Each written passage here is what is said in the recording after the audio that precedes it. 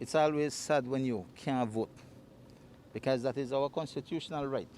That is our God-given right as a Belizean to be able to go out and vote.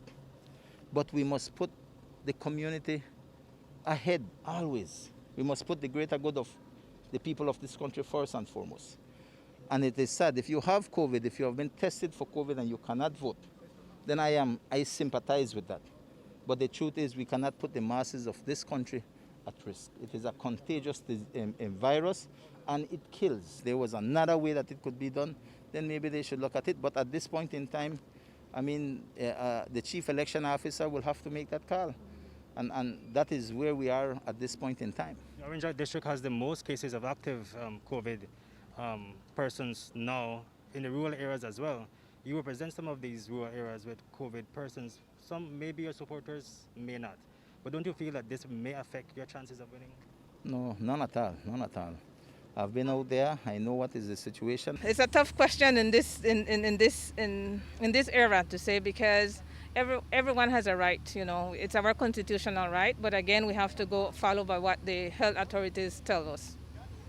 Okay, well, the Prime Minister said so, but don't you believe that that would affect your chances of winning? Because you have COVID positive supporters, I imagine, in your rural communities. Yes, we have COVID. I mean, we don't know who they are in the sense because it's confidential when it comes to that issue.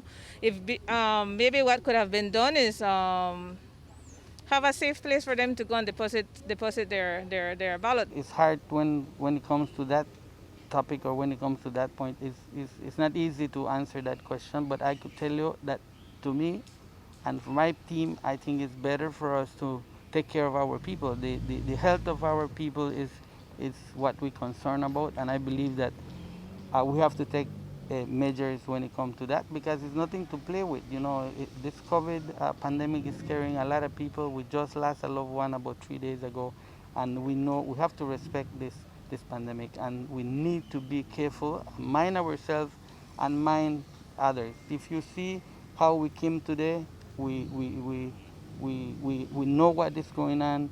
We know what needs to be done, and we have to abide by the law. You know, if the law says this is what needs to be done, then we need to do that. However, the argument is that you're stripping Belizeans, those eligible to vote, from their constitutional right. Disallowing them to vote because they're sick is unconstitutional. Don't you feel that that will affect your chances of winning? Well, the good part is I don't think we have a high percentage in our voters, in our pledges. We don't have that much. It is something that we have to understand, that it's lives before what in politics we go with our people, our families first.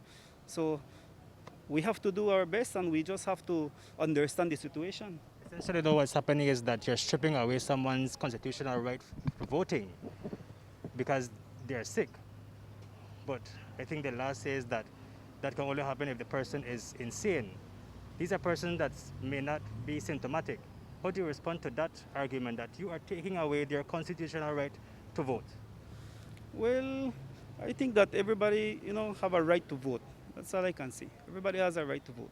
Including COVID-19 positive patients? Well, I have said everybody has a right to vote.